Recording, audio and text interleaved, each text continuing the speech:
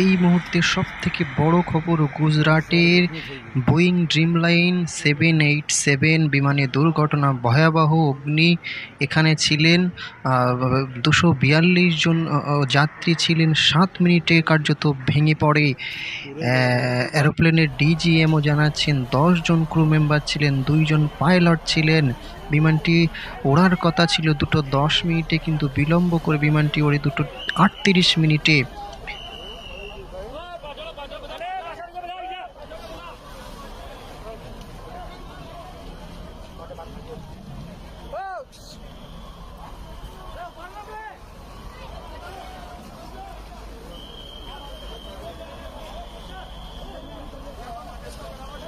এটা আপনাদের দেখাচ্ছি বি নিউজের পর্দায়। 242 জন ক্রু মেম্বার ছিলেন, মাফ করবেন 242 জন যাত্রী ছিলেন। বিমানটি 7 মিনিটে ওড়ার পরেই কিন্তু সেটা ভেঙে পড়ে, ভয়াবহ আগুন ছড়িয়ে পড়ে।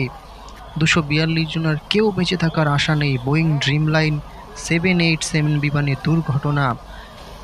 বিমানে কার্যত এমন প্রত্যাশা করা আছে 242 জন, কাউকে বেঁচে থাকার আশাই করছে না কেউ। 7 মিনিটের মধ্যে বিমানটি ভেঙে পড়ে।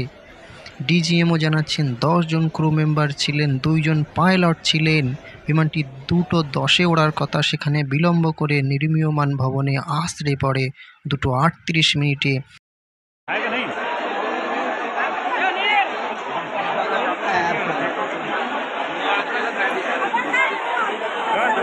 আপনাদের পর্দায় দেখাচ্ছে সেই ভিডিও। বিমান দুর্ঘটনা, বোয়িং ড্রিমলাইন 787 বিমানে ভয়াবহ দুর্ঘটনা।